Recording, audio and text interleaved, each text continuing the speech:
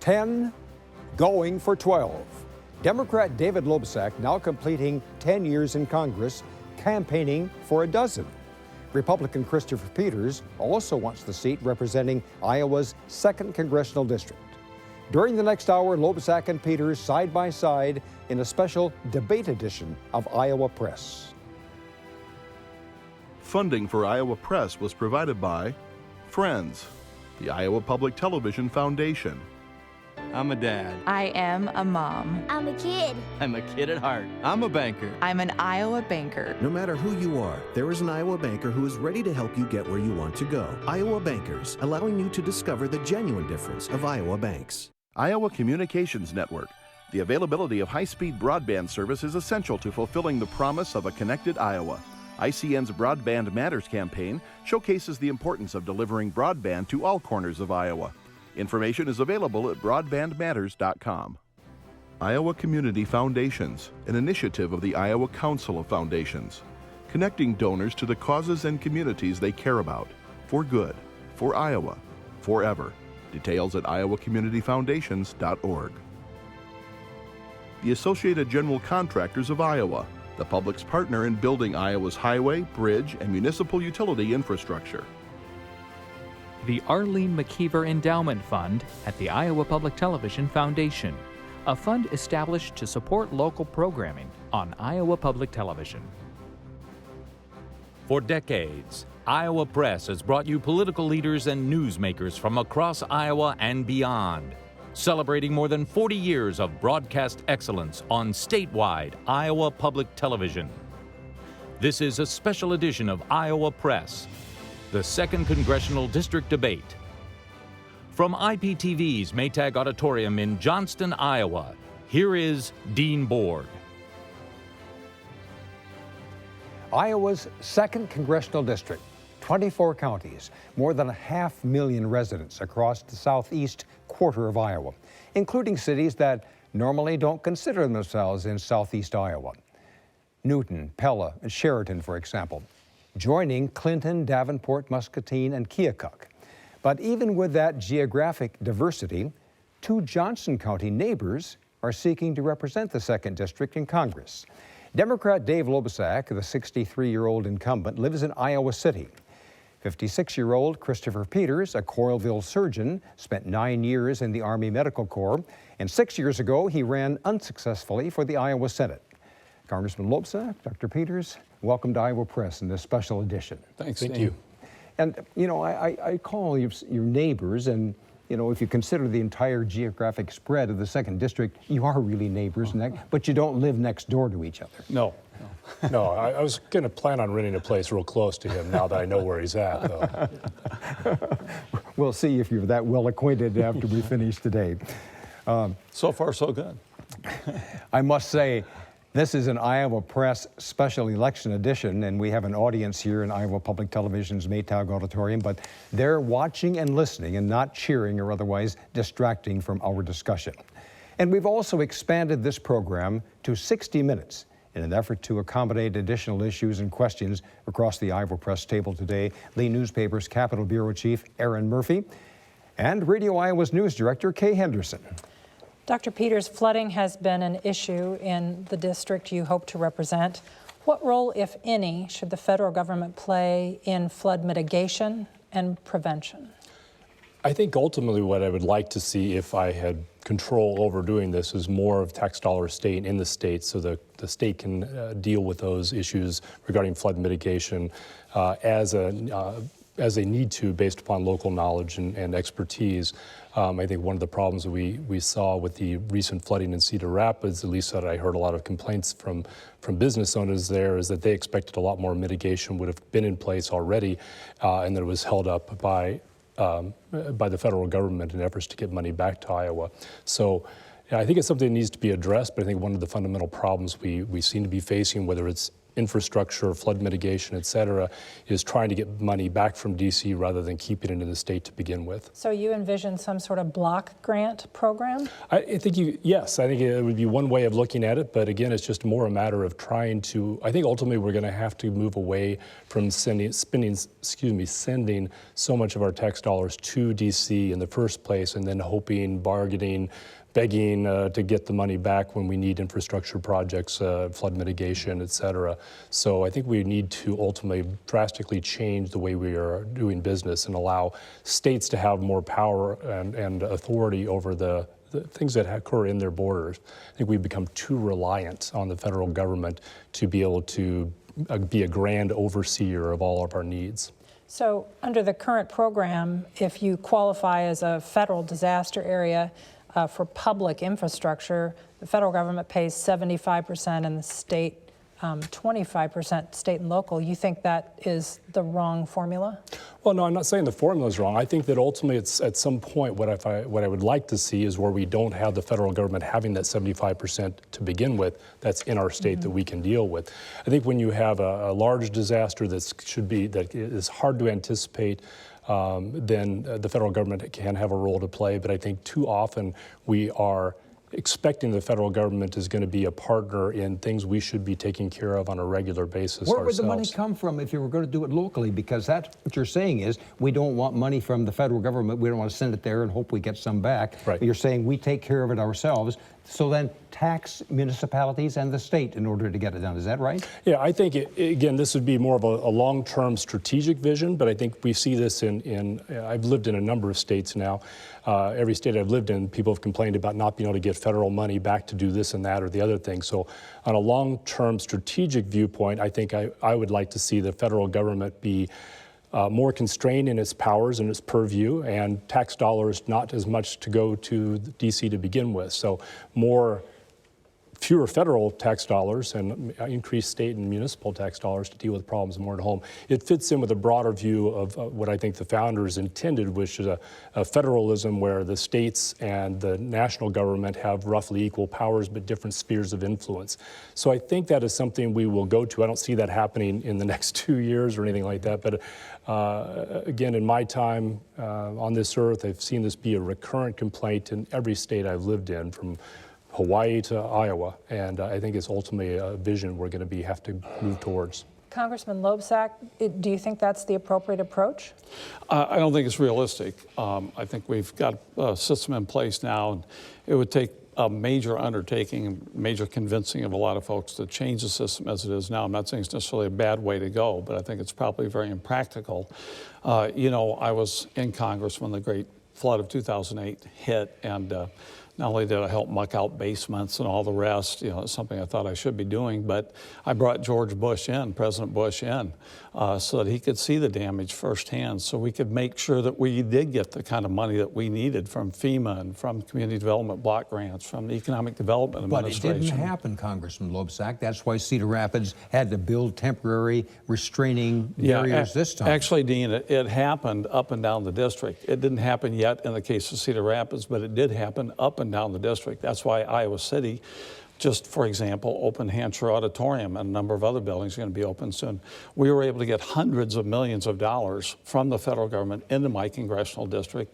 It was on a bipartisan basis. I led the way as the congressman from that area, but our senators also were very helpful in making sure we got those funds.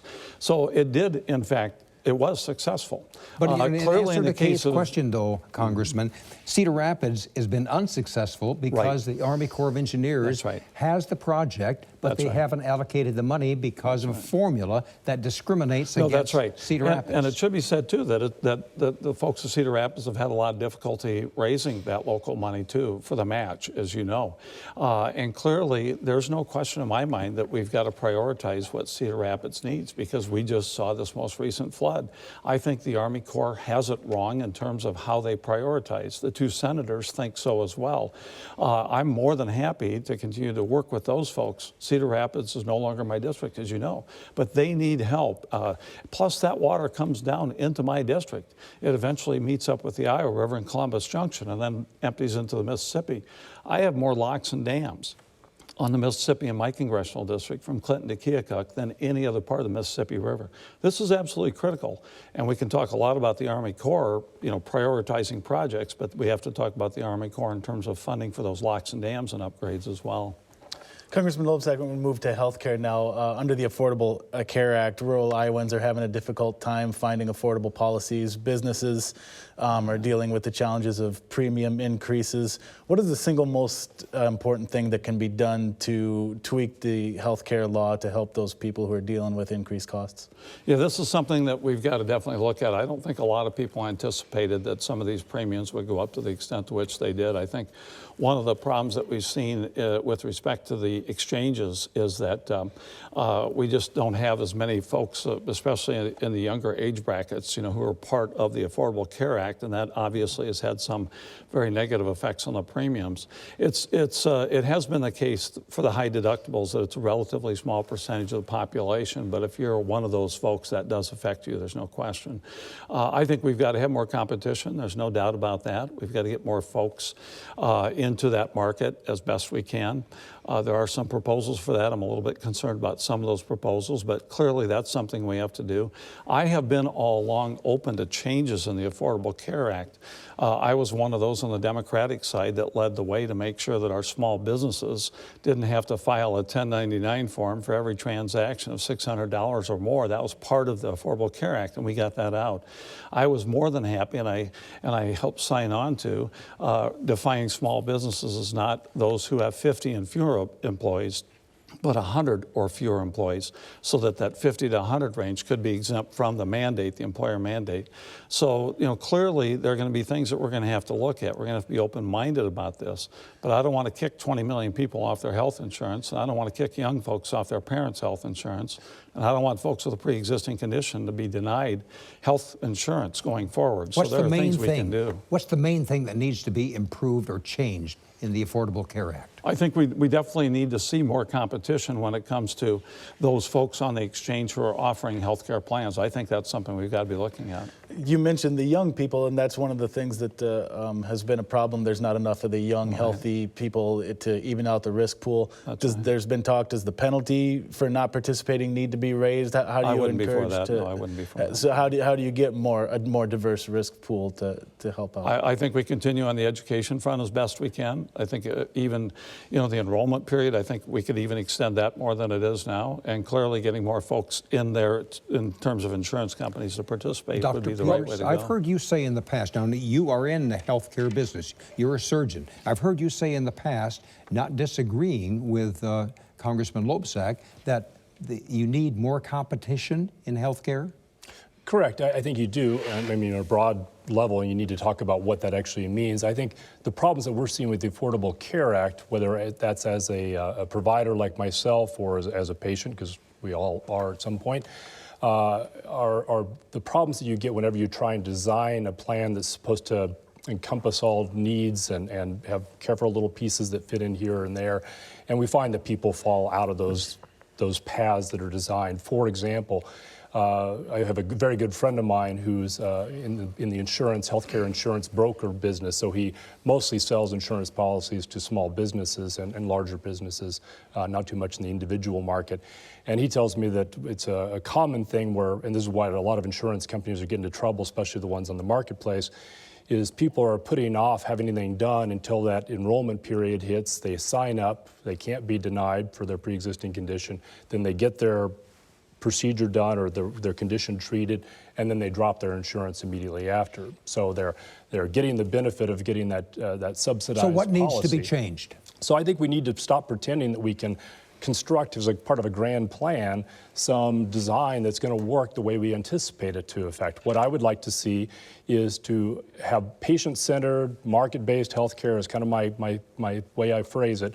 I think more people need to have a financial interest in their own health dollars. So what I would see is most patients that do not have chronic, serious health conditions, I'd like to see them have high deductible plans paired with a health savings account so that when they go see a physician or go get their prescriptions filled, they're asking the questions about, do I really need to do this? Is there a less expensive option? What are the options if I do this? What are the consequences, et cetera?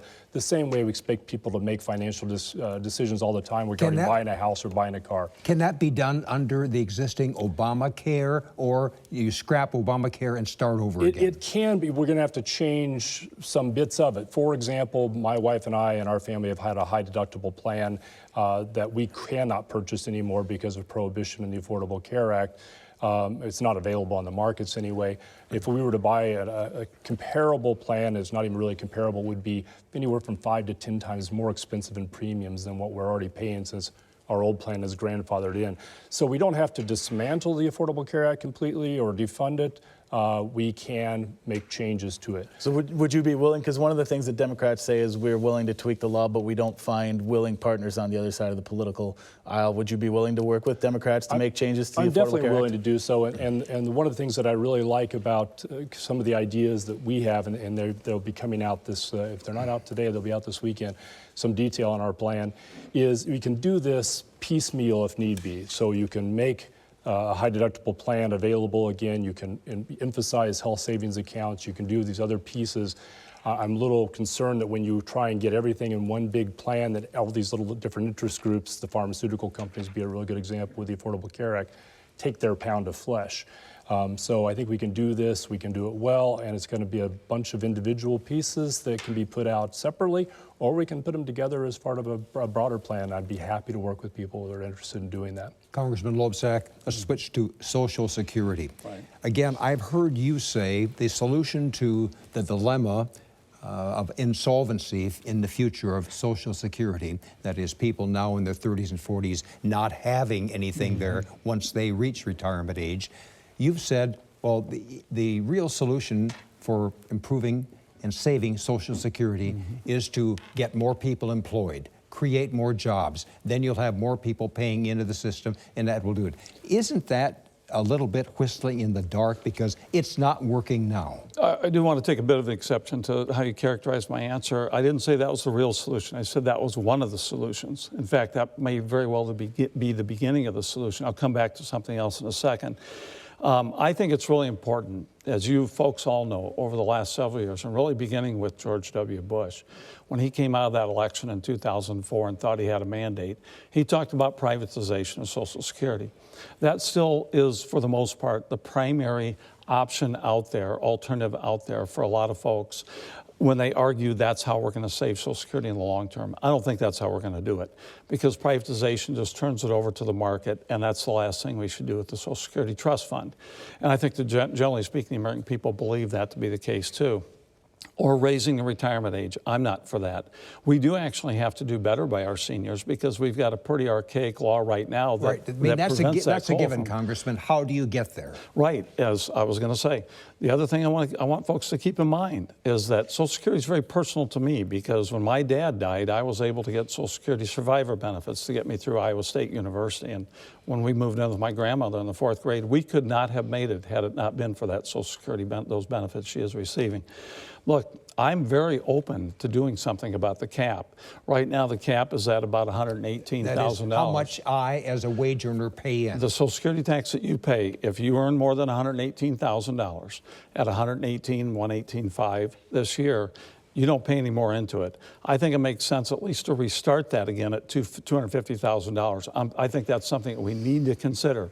Whether that would deal with all of the solvency problems down the road remains to be seen. We'd have to look and see if that's the case. I'm going to switch over to Dr. Peters as we move along here. Dr. Peters, will that be successful, what we hear here from Congressman Loebsack? Because I have heard you in the past say we need to raise the retirement age. We do means testing, which means more wealthy people don't even draw Social Security. Is that, am I correctly stating your views? Well, I think you're not quite correctly stating Congressman Loebsack's views, at least from earlier this week, because I remember that I was the one that mentioned the cap and not him raising the cap on taxable revenue. But so I'm glad he's getting on board with that, maybe. So that's wonderful. I think that you have to look at this as a math problem. Social Security, for the most part, has been a pay-as-you-go system, not a savings program. So past or current workers are paying for current retirees. They're not putting money aside for themselves for the future, which is why a privatization You could do that, but it'd be a drastic change in how you do it. You'd have a mandatory savings account where you are putting money aside for future you. But that's not how we do it right now. Social Security has always been designed that it's going to be you're working to pay for somebody's current retirement.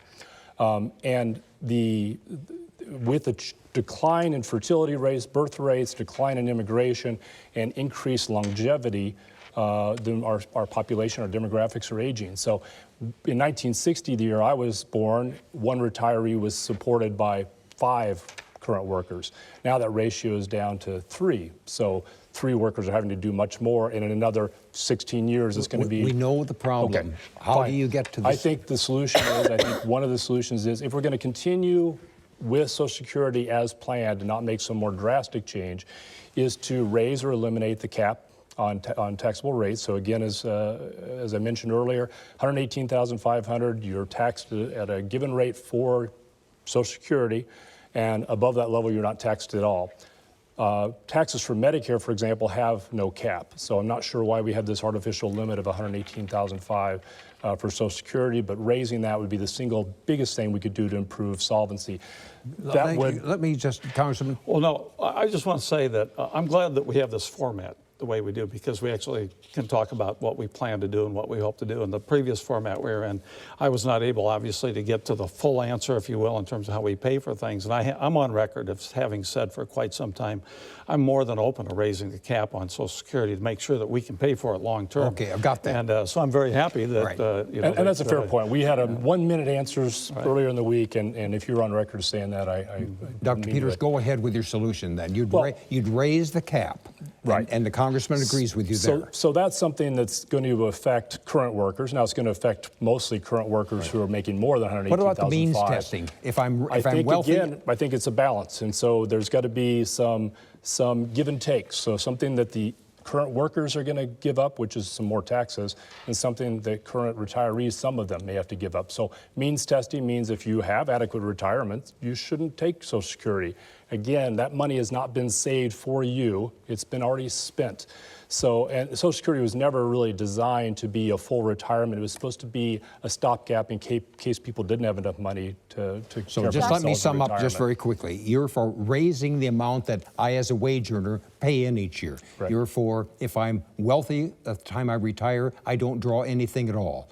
And Or it'd be on a kind of a sliding scale if you're above a certain level, or be available for you if you had an economic catastrophe and later needed it. okay, If I could, I think this is a bigger problem too. I mean, it's a couple of different things. It's about making sure that our seniors don't fall into poverty when they're elderly, and that's a big part of what Social Security helps. But it's beyond that. It's about making sure that folks take responsibility for themselves.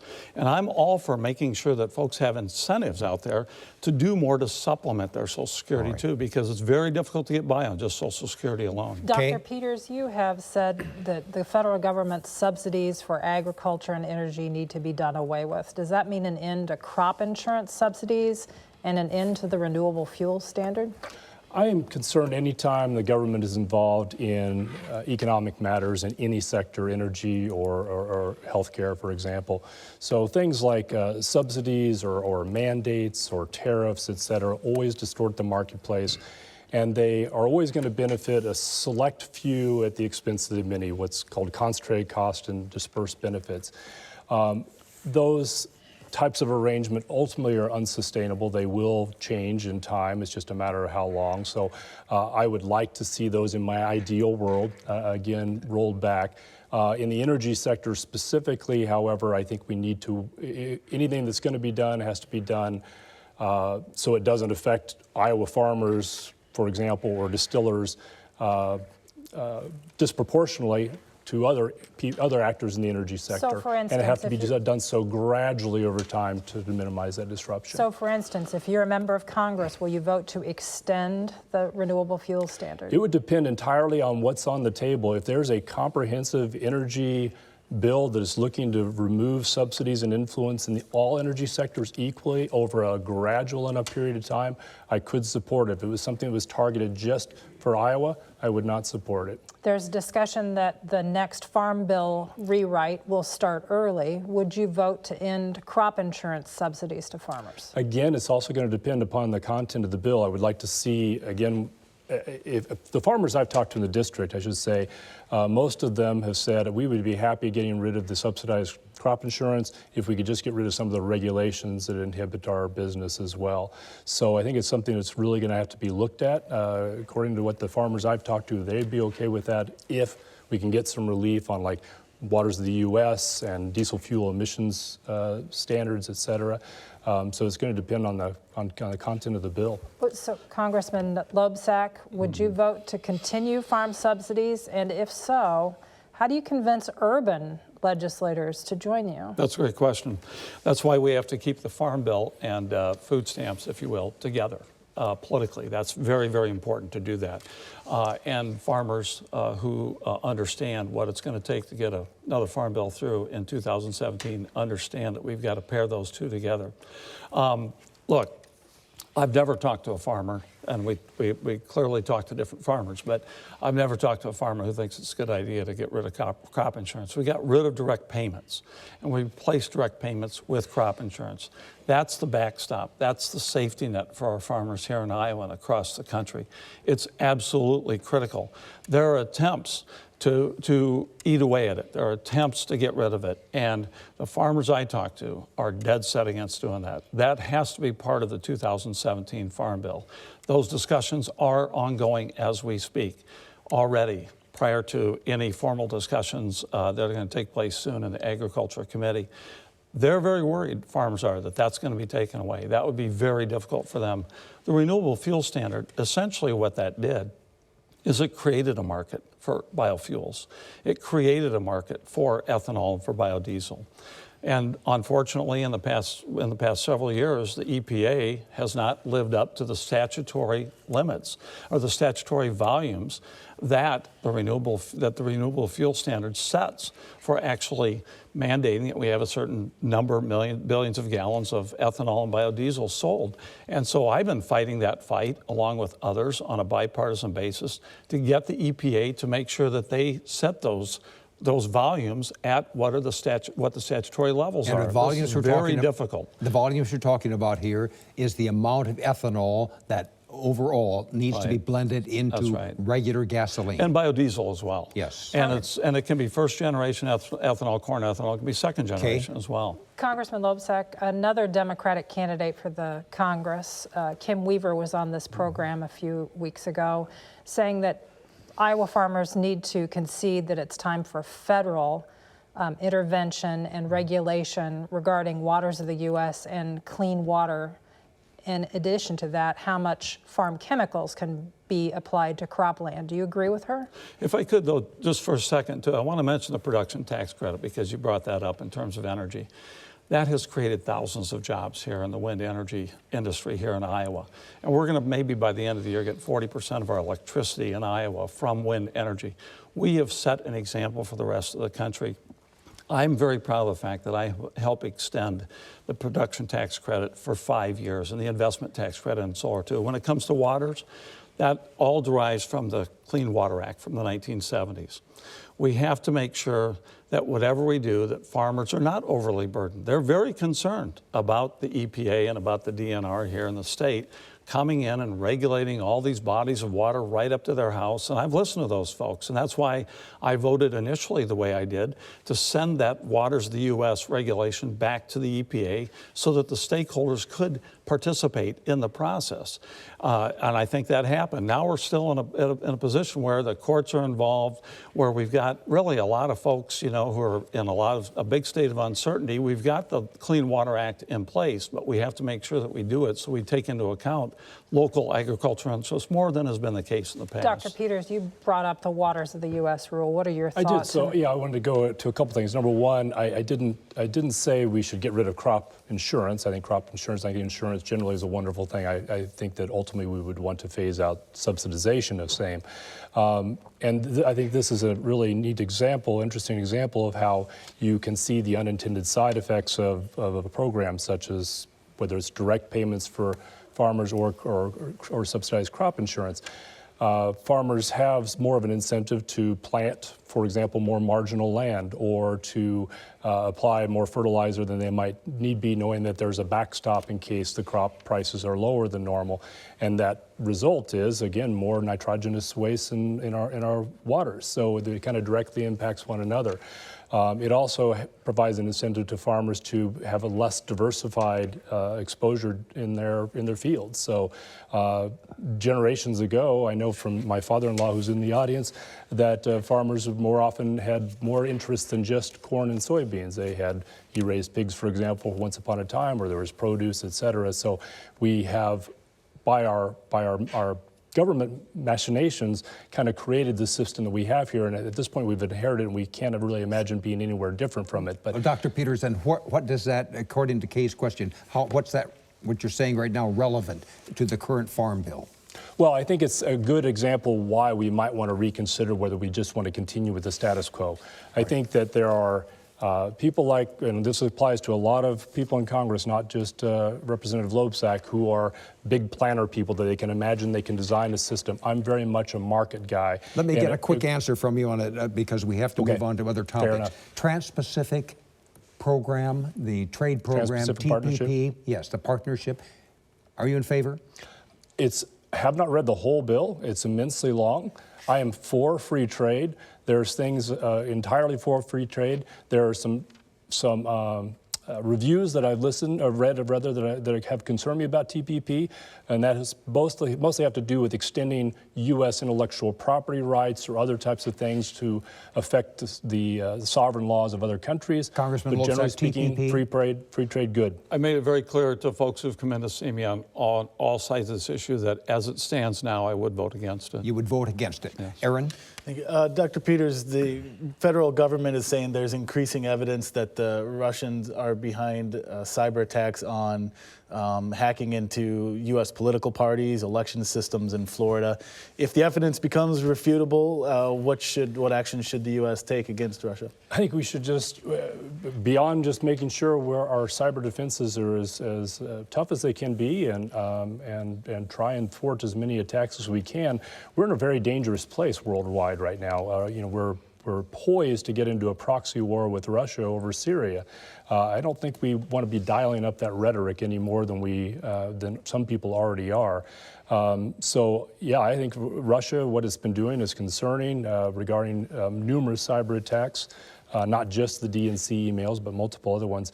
I think making sure our defenses are as good as they can be, but that's where we need to be, where we need to go right now, and we need to step away from Syria. I think I'm really worried about the movements there and actual physical conflict. We're going to get to more on that. Congressman Loebsack, is there a danger that the results of this election could get called into question by the voters if this continues, and what do you think? Yeah, no, I think there is a danger, as a matter of fact, and I think that the Obama administration has been pretty forthright in terms of the intelligence agencies arguing that in all likelihood the Russians were behind the hacking of the DNC, the Democratic National Committee, for example. I don't think there's any question that they've been involved in the cybersecurity attacks that we've seen. So how should the U.S. respond to that? It's going to be this a very difficult relationship. You know, obviously we've got to do everything we can in multinational bodies. We've got to do everything we can bilaterally, not only to make sure that they know that we're not happy with this, but we have to continue to counter them in various parts of the world. Respond in kind? Respond in kind?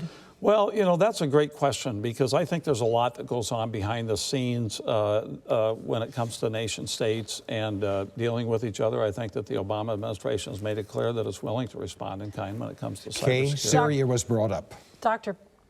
Peters, Syria has devolved, thousands have died.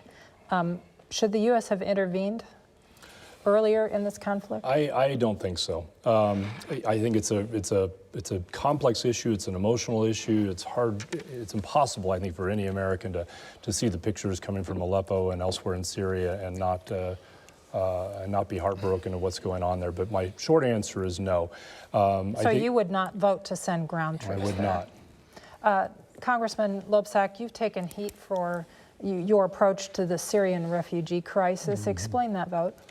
Great. Yeah, that was the vote to just essentially add one more layer of security to the already onerous process in terms of when refugees want to come in from Syria and Iraq. But the American people want to make sure that they're secure. And as a member of Congress, it's my job, I believe, to make sure that we are protected from all enemies, both foreign and abroad. Now, a couple of things. First of all, the administration never made its case sufficiently to me or any number of other folks that somehow by adding another layer of security that would delay the process interminably. That's not the case. It would have delayed the process, but not significantly. Second, if I believed at the time, and I still believe, that if we didn't add that layer of security, that the very program itself would be jeopardized, because if someone gets through, that's going to jeopardize that program more than delaying folks coming in. And look, I think we are a welcoming nation. I think we should welcome these refugees, but we have to do it so that Americans are secure. Would you vote to send ground troops to Syria? No, not today. I wouldn't. What I think the president has to do, and he has done this, but he's only done it in kind of a preliminary fashion, is come to the Congress with an authorization for the use of military force. He's done that, but this is only a draft. It's not the full thing. And basically, Congress has to have the conversation. We've not had that. The leaderships in the two houses have not allowed those drafts to come up, for a conversation. What did you think when you heard Dr. Peters say, get out of Syria? Am I quoting you correctly, Dr. Peters? Well, we're not really in Syria to any great degree right now anyway, so, But what I heard you say was, even to the extent that we are right now in the bombing and otherwise? I think there's no good that can come of that. Yeah, Do you agree? I think what we have are a lot of different interests at stake that affect us in Syria and in the region. And clearly, the administration has a strategy, and it's a limited strategy. It does involve airstrikes. It does involve, folks on the ground who are training the troops on the ground in Iraq and in Syria. Yes. I think we have to be very careful that we not get any further involved in that sense. And so I think we should learn lessons from all of our past escapades abroad, from Iraq and Afghanistan to Libya and now dealing with Syria. We haven't established any functioning democracies in any of these countries, and we have left voids of leadership. It's not that a democracy cannot flourish in the Middle East, but it has to develop on its own internally. It's got to evolve from the bottom up. We cannot export it and drop it from a Black Hawk helicopter. I don't think anybody's arguing that. I'm certainly not arguing that, and I've never argued that. But the fact of the matter is, ISIS is there, and they are a threat to the United States. We know that. Now, how far we go, what that balance is the question. But clearly, there are threats there that we have to take into account, that the American people know there. They do know that those threats are there. So we have to deal with those threats. We can't simply retreat to our borders and hope for the best. And I know that's not what folks are necessarily arguing for, but we have to make sure that we recognize that those threats are there. That doesn't mean go off on some kind of escapade as we did in Iraq and other places in the past. I've been to Iraq a number of times. I've been to Afghanistan a number of times. I've never been in favor of nation building, but I am in favor of protecting the American people. I want to talk about not many American people over there, though. When our troops come home, we have a Veterans Administration system that's having some issues. Right. Not as much in Iowa, maybe as other areas. There is a VA hospital in Iowa's 2nd Congressional District. Is it time to let Congressman Loebsack let these veterans get health care, pay for their health care in other hospitals? No, it's not time to privatize the VA system. It's not a good plan, the medical system. In fact, all the veteran service organizations are opposed to that. The fact of the matter, that's almost an ideologically driven approach from what I can tell. There are many procedures and many things that are done in a veterans hospital that are not necessarily done in the private sector. It's not to say the private sector can't do that sometime down the road, but the veterans who go to the VA medical facility in Iowa City or one of the community-based outpatient clinics in our district or the VA hospital here in Des Moines, they will tell you that there are some things that they're more than happy to have done at Mercy Hospital or whatever the case may be.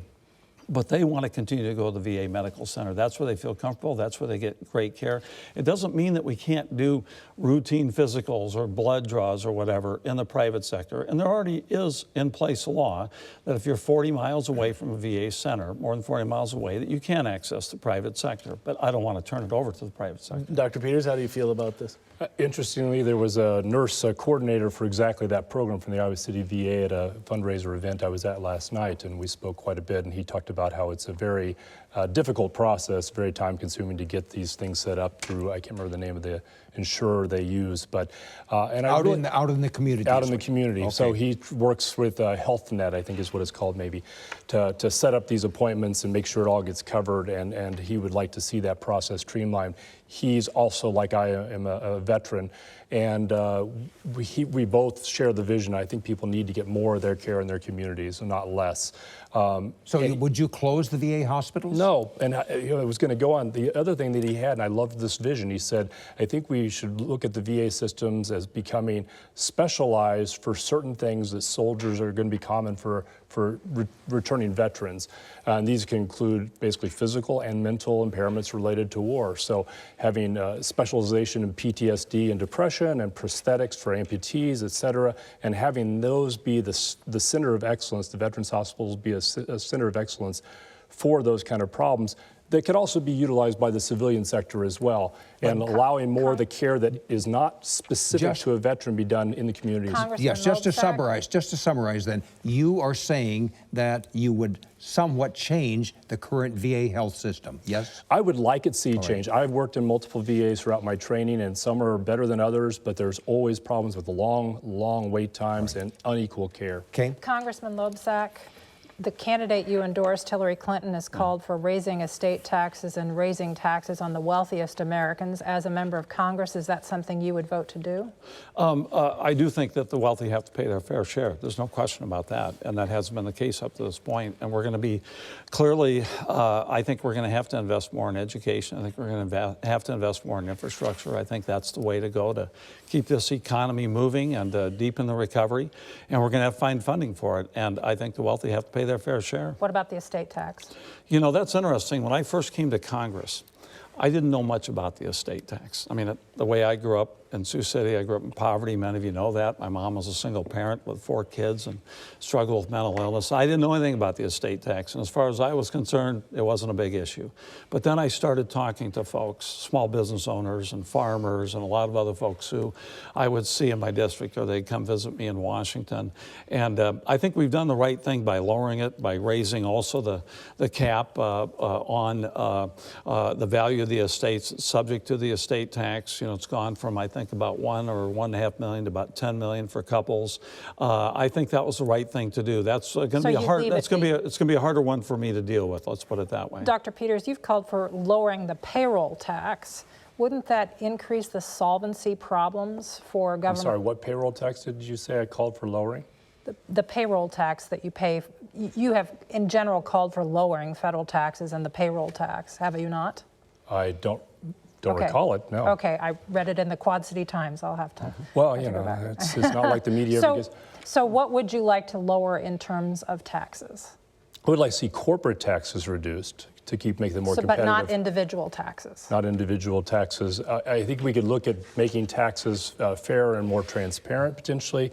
I do want to see I don't want to see any net reduction in revenue, tax revenue, until we're seeing some sizable reduction in our debt. So any changes in one area need to be offset with a change in other areas. For example, I'd like to see the corporate tax rate reduced to keep it more in keeping with other developed countries, say in Europe. So 15%, yeah, 15%, 22% is kind of the OECD average, I think, right now, and our top marginal is 35%. So somewhere down in that range, to make that would be one incentive or disincentive for companies to remain in our borders or bring jobs back to our borders. Is not going to solve all that kind of problem, but it'd be one.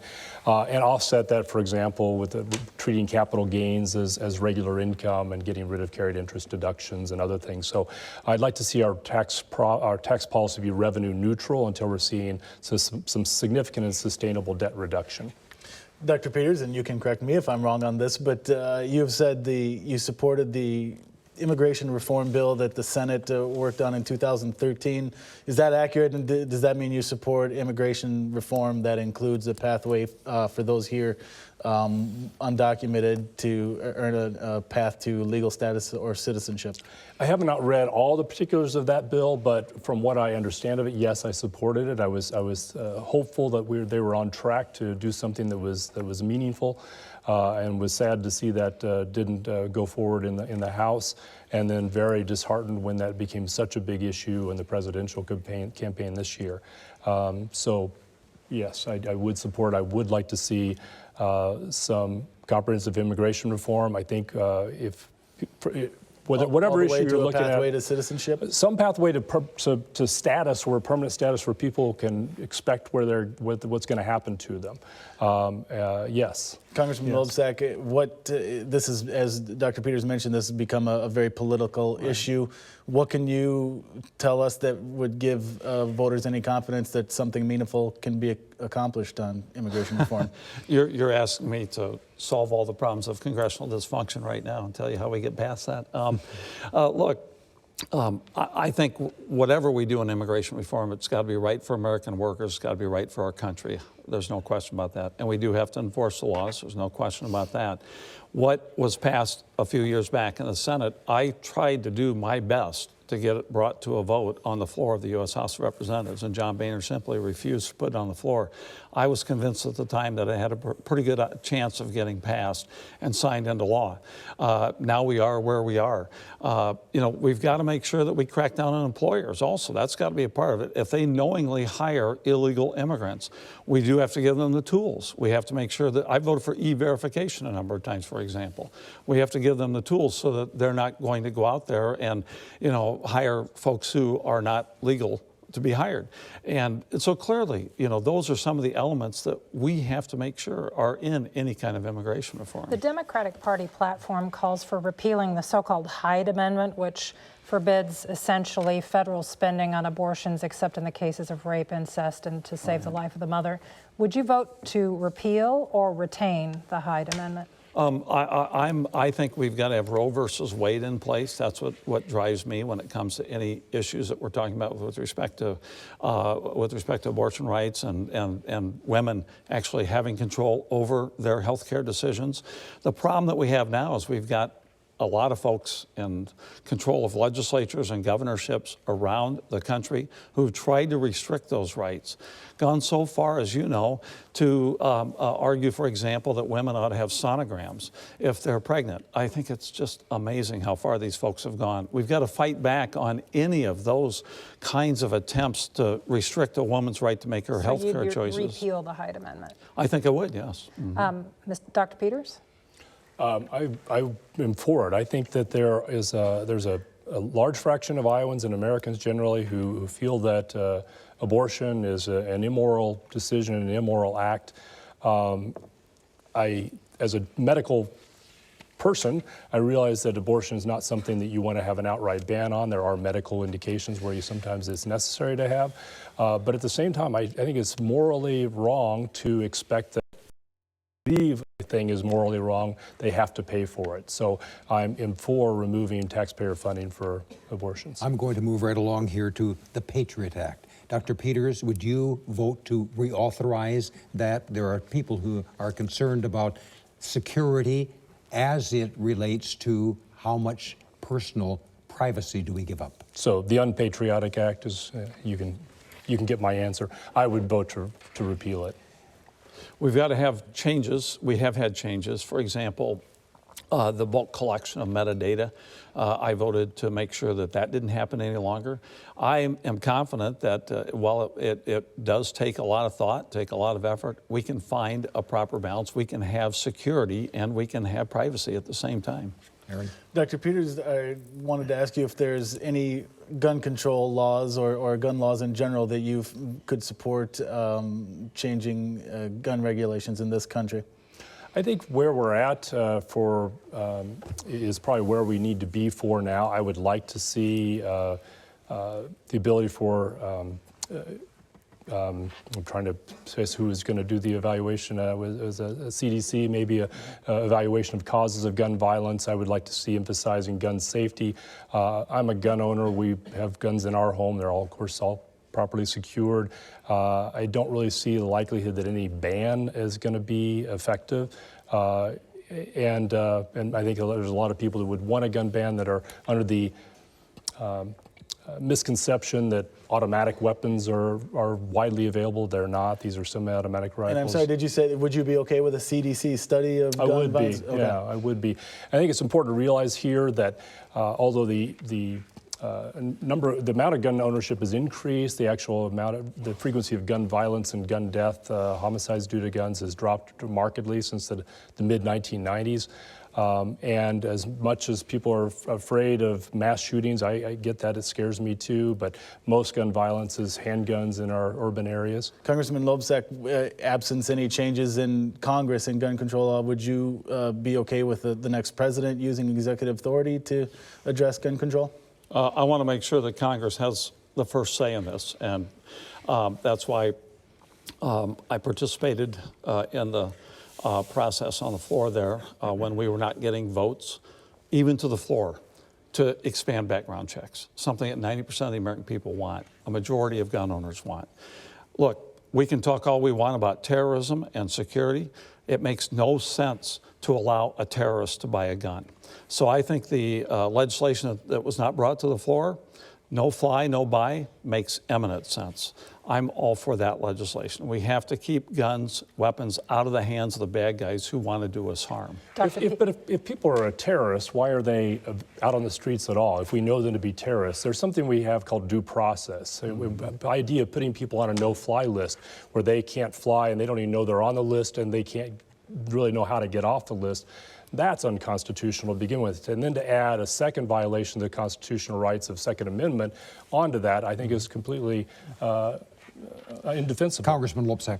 Yeah, look, the bill that I'm talking about, there were concerns that I had that I expressed publicly about due process. But the problem was that the Republican leadership was not even allowing a vote on the floor of the House on that particular bill. You know, we can have our conversations about how to fix that bill, but we've got to make sure that we keep those guns out of those hands of those terrorists or potential terrorists in the first place. So we got to pass the bill and then fix it? We at least have to allow a vote, which the Republican leadership refused to do. I think they were right in doing so. Okay. Dr. Peters, would you vote to amend the U.S. Constitution requiring a balanced federal budget? Yes, I would. Why? Because I think we have shown we're not very capable of doing it on our own. So I think some external constraint is going to be useful. So yes, I would. Congressman? It'd be very difficult for me to do that, mainly because the legislation, that is brought forward really puts folks in a straitjacket when it comes to making the hard decisions. It's really up to Congress to make these decisions and the president. That's why the process that we have called regular order, it's been so difficult. We haven't really been through that for the past several years, if not 2 decades. And Congress has to make the hard decisions, not just have some kind of easy way to go about this, but has to make the hard decisions. And that's why I have a lot of concerns about that. Dr. Peters, in the current campaign, a lot of discussion about financial reform, and it comes down to breaking up the big banks that are too big to fail, quote. Would you favor that?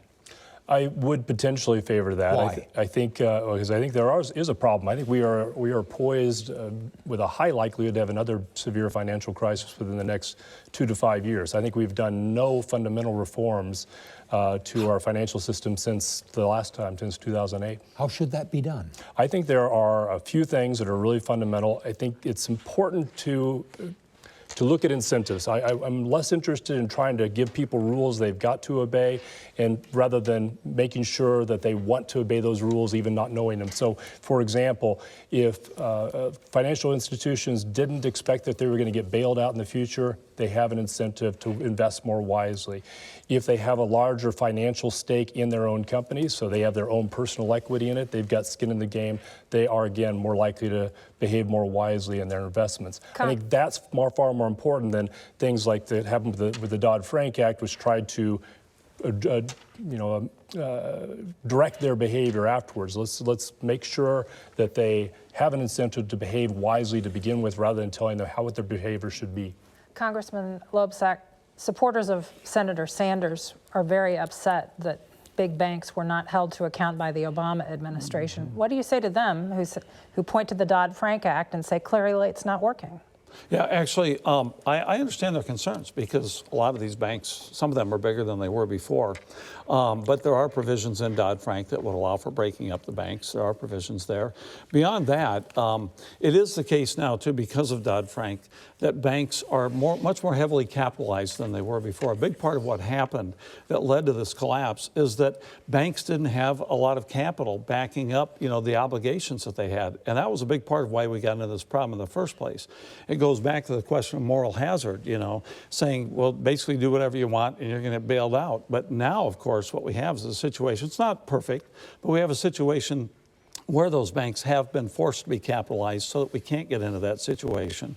I'm not saying it's perfect, but at least it is better than it was before. The big problem we have is with the community banks who are being held to the same standards as the big banks, and I've done everything I can to make sure that they're exempted from that, as they should have been by Dodd-Frank. Congressman, this has been an intense campaign season, particularly at the presidential level, and there are divides even within each political party, certainly on a larger scale within the country. Regardless of who wins the presidency, who controls Congress, if you're elected after this election, what role do you play? What can you do to help unify not only your party but the country as well to move forward? I think a lot of people are wondering about that because it has been so divisive. What I can point to is my 10 years in office, working with folks on both sides of the aisle. I just looked recently, and of the over 400 bills, I believe it is, I put my name on, 45% of those bills were offered by a Republican in the first place. I work with both sides of the aisle. I got broadband bills passed. I got one bill just passed recently. It's now the law, which allows nursing homes to have more available funds out of the existing budget in the federal government to upgrade their broadband service. I've worked with Republicans in a number of cases. I think that there are some folks in Washington who would like to work together, but it's a problem right now, not only in the presidential race, but at the leadership level too.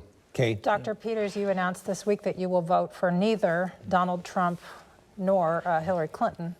Do you feel comfortable in the Republican Party going forward? I do. I certainly, as you might imagine, gotten some feedback, both positive and negative. On balance, it's been about equal. So that's been kind of interesting. Some people have berated me for, being treasonous against the party or whatever, a little strong use of that term.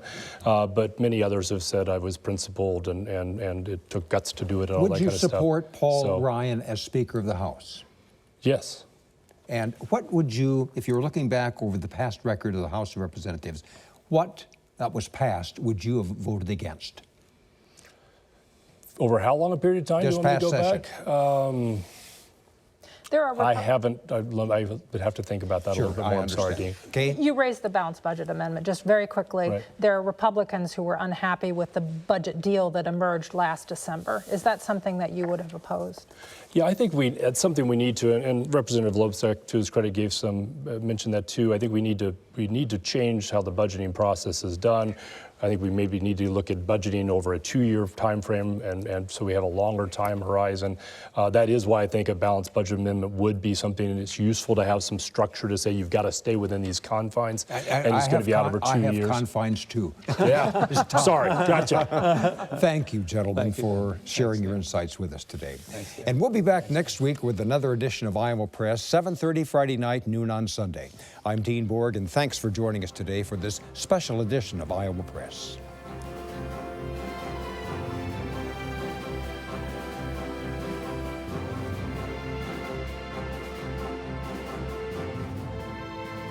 Funding for Iowa Press was provided by Friends, the Iowa Public Television Foundation, I'm a dad. I am a mom. I'm a kid. I'm a kid at heart. I'm a banker. I'm an Iowa banker. No matter who you are, there is an Iowa banker who is ready to help you get where you want to go. Iowa Bankers, allowing you to discover the genuine difference of Iowa banks. Iowa Communications Network, The availability of high-speed broadband service is essential to fulfilling the promise of a connected Iowa. ICN's Broadband Matters campaign showcases the importance of delivering broadband to all corners of Iowa. Information is available at broadbandmatters.com.